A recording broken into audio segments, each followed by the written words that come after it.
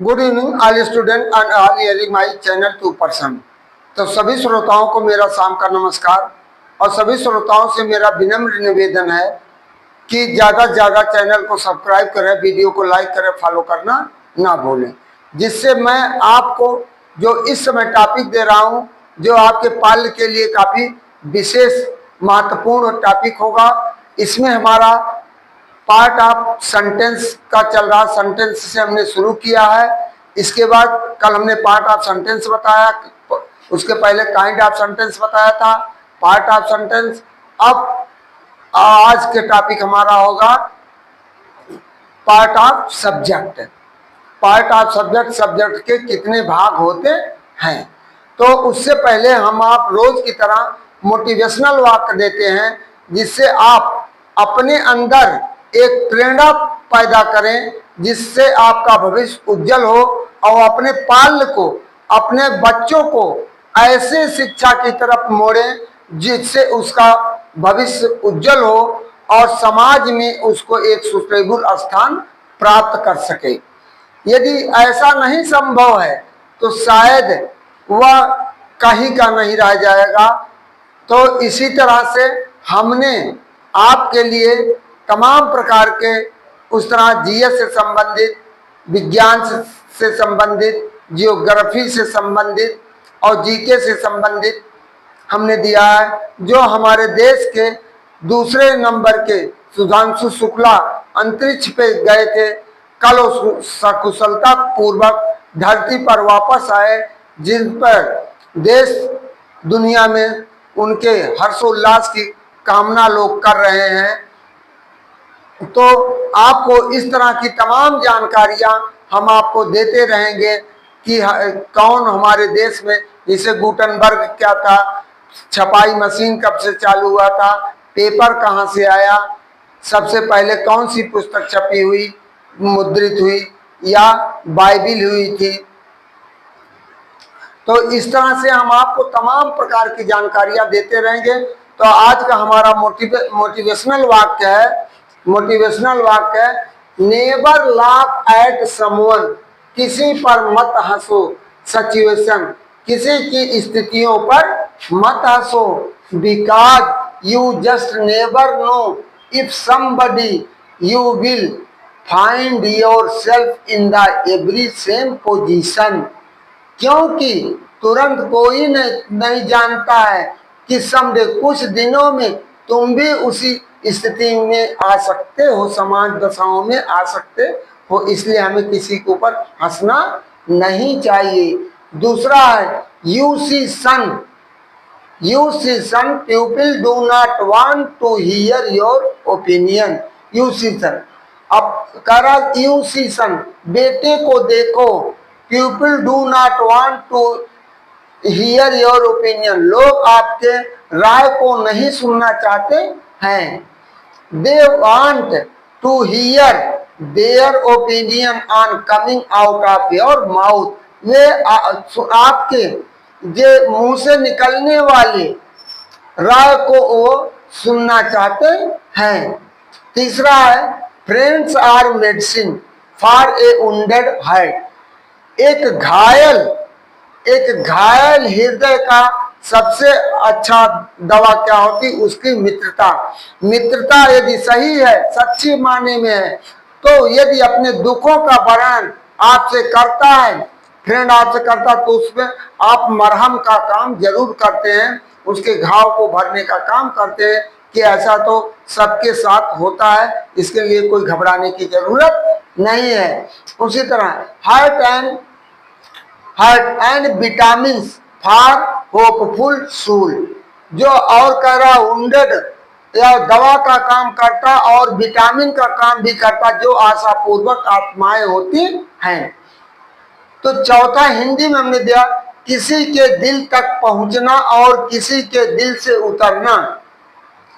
किसी के दिल तक पहुंचना, किसी के दिल से उतरना, दोनों का रास्ता आपका व्यवहार ही तय करता है। जैसा आप आचरण उसके साथ करेंगे, आप अच्छा करेंगे तो आपका आपसे लगाव रखेगा, यदि आपका आचरण गलत उसके साथ होगा तो आपसे दूरियां बना लेगा। फिर पांचवा है, ना रास्ते ने दिया, ना रास्ते ने साथ दिया, ना मंजिल ने इंतजार किया। ना रास्ते ने साथ दिया, ना मंजिल ने इंतजार किया। मैं क्या लिखूं अपनी जिंदगी पर, मेरे साथ तो उम्मीदों ने भी मजाक किया। मेरे साथ तो उम्मीदों ने भी मजाक किया। छठा है, एक पल भी नहीं लगता इस दुनिया में विदा होने में, एक पल भी नहीं लगता इस दुनिया से विदा होने में, फिर भी कितना गुरूर है आदमी को आदमी होने से। फिर भी कितना गुरूर है आदमी को आदमी होने से। आज हम बोल रहे हैं, कल नहीं बोल सकते। रात में खाकर सोए, सोए के सोए रह गए। तो हमें किसी भी प्रकार का घमंड नहीं करना चाहिए, चाहे वो हमारा ज्ञान हो, चाहे धन हो, चाहे बल हो। किसी का हमें नहीं करना चाहिए, घमंड करना चाहिए। हमें केवल मानवता रूपी अपना मानव का समाज में दिखाना चाहिए कि हमारा किस तरह हम किसके साथ ऐसा सज्जनता का व्यवहार करें कि वो हमें याद करें। और इस तरह है, छठा है, पिताजी ने कहा था, पिताजी ने कहा था, जिंदगी में जब अकेले पड़ जाओ, कोई साथ ना दे तो डरना मत, तो डरना मत। याद रखना तुम्हारा बाप भी यहाँ तक अकेला ही आया था, तुम्हारा बाप भी यहाँ तक अकेला ही आया था। इसलिए यदि आप अकेले पड़ जाते तो कोई साथ नहीं दे तो उससे आपको भयभीत डरने की कोई बात नहीं है। आप अपने साहस को बढ़ाते रखिए और अपने पिता को याद करिए कि पिता भी हमारे इतना संघर्ष करके आज इस स्तर तक हमको पहुंचाए हैं। तो हमारा भी दायित्व है उनके संघर्षों को हम बेकार ना होने दें, उनके नाम को रोशन करें और आने वाले अपनी पीढ़ी को भी सही दिशा दे सकें।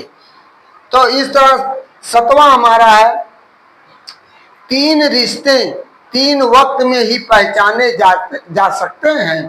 तीन रिश्ते तीन वक्त में ही पहचाने जा सकते हैं। पत्नी गरीबी में, पत्नी किसमें, यदि आपके पास गरीबी आ गई, वह पत्नी शायद सही पत्नी होगी तभी आपका साथ निभाएगी। और दोस्त मुसीबत में, यदि आपके पास किसी प्रकार का मुसीबत आता है, यदि आपका सच्चा दोस्त तभी साथ निभाएगा, नहीं तो चाय समोसा खाने के लिए आपका के साथ दोस्ती करेगा, गाड़ी पर दौड़ने के लिए दोस्ती करेगा। और जिस दिन जान जाएगा इनके पास कुछ नहीं है, उस दिन आपसे सीधे मुंह मोड़ लेगा। और उसी तरह मुसीबत में, और दोस्त मुसीबत और औलाद बुढ़ापे में, या औलाद यदि आपके अच्छे हैं तो यही आपके बुढ़ापे में आपके काम आएंगे। तो कहा गया, पूत सपूत तो का धन संचय, पूत कपूत तो का धन संचय। इस तरह आठवां हमारा इंग्लिश में, एवरीथिंग इज इजी, प्रत्येक वस्तु स्थान आसान है। व्हेन यू आर बिजी, जब तक आप व्यस्त रहते तो आपके लिए हर चीज आसान है। बट नोथिंग इज इजी, लेकिन कुछ आसान नहीं। व्हेन यू आर लेजी, जब आपके अंदर सुस्तपना रहता है। तो इस तरह हमारा आज का टॉपिक है subject part, part of subject, part of subject.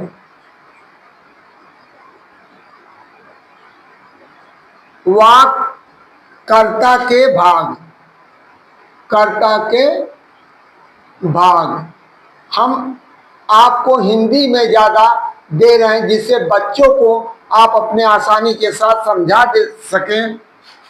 अब देखिए नंबर एक, इसको कहते हैं नंबर एक क्वालिफायर, क्वालिफायर। जो क्वालिफायर, जब किसी वाक्य में, जब किसी वाक्य में headword noun, headword noun, headword noun, मुख्य शब्द, मुख्य शब्द संज्ञा से पहले एक शब्द आता है, एक शब्द या वर्ड वर्ड आता है तो वह क्वालिफायर बन जाता है, क्वालिफायर बन जाता है या कहलाता है। तो जैसे अब देखिए, हमने आपको दिया सब चार्ट नंबर 1 हमारा है, चार्ट नंबर 1। चार्ट नंबर 1 को हम इस तरह प्रदर्शित कर रहे हैं आपको। ये हो गया आपका प्रेडिकेट,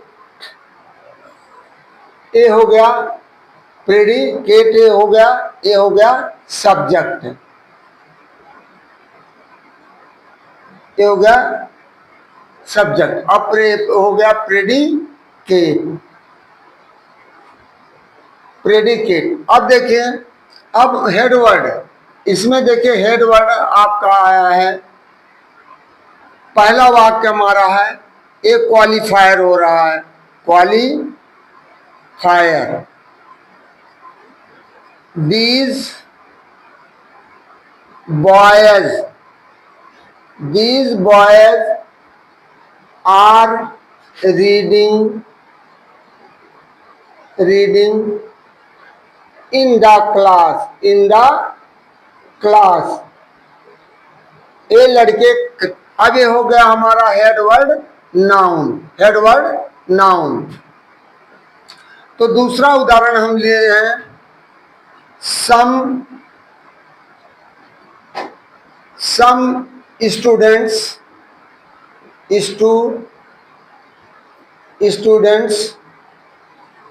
were playing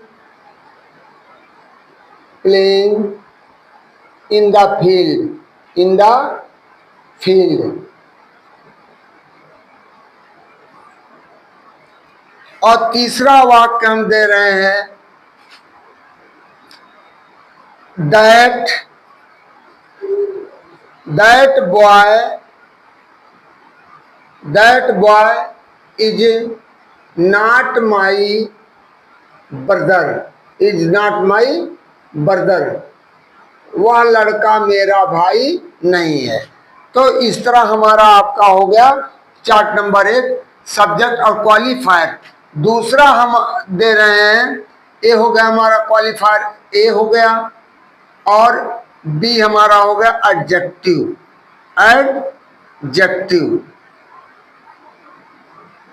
विशेषण। जब किसी वाक्य में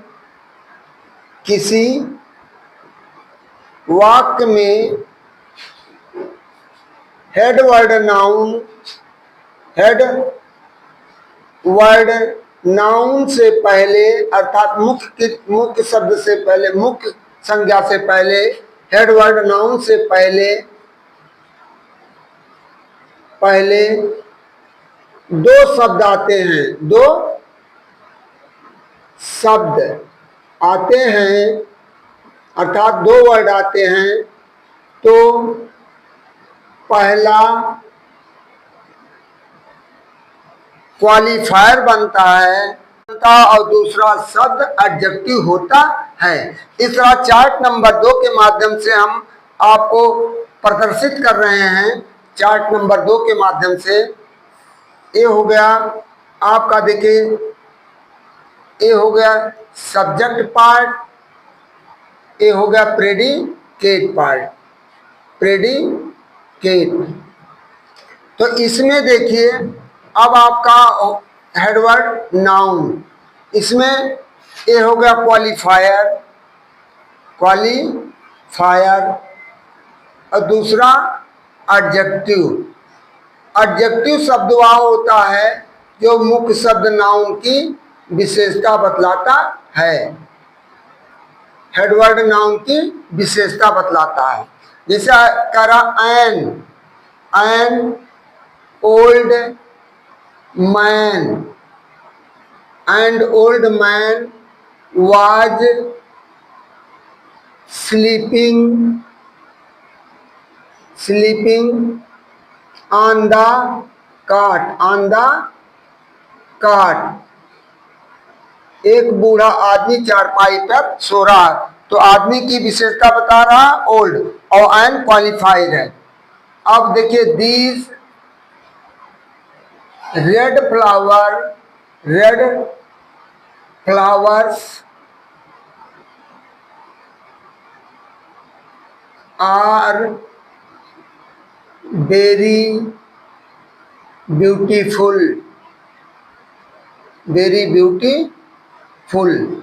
तो इस तरह हम आपको दो दो, अब इसमें आपको समझने में कोई दिक्कत नहीं हुआ। तीसरा वाक्य हम आपको दे रहे हैं, that tall boy is very intelligent.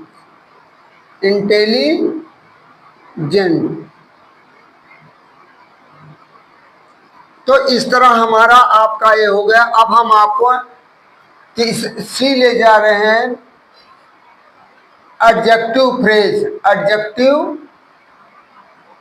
Phrase, adjective phrase, adjective phrase, adjective phrase या एडजेक्टिव फ्रेज किसे कहते हैं उसको हम बता रहे हैं। यह दो या दो से अधिक शब्दों का समूह होता है जो मुख्य शब्द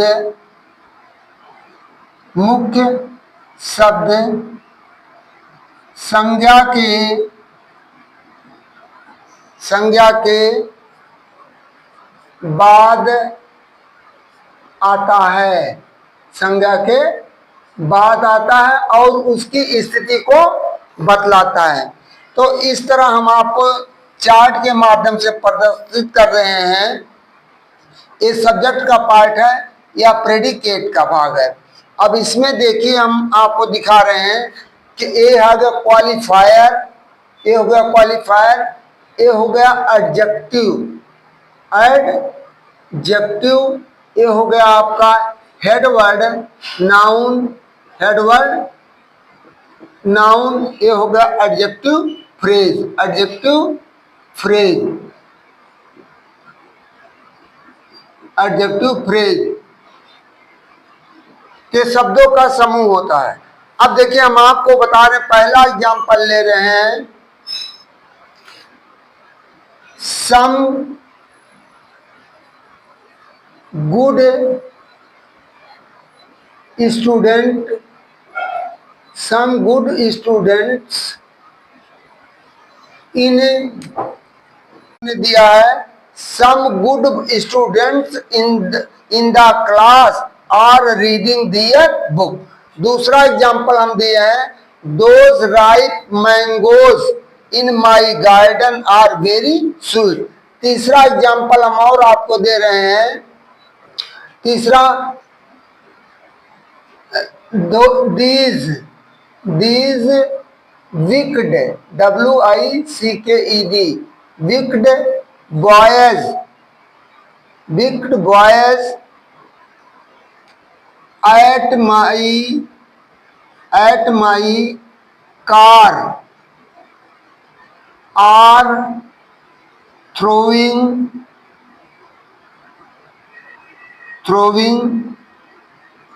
garbages,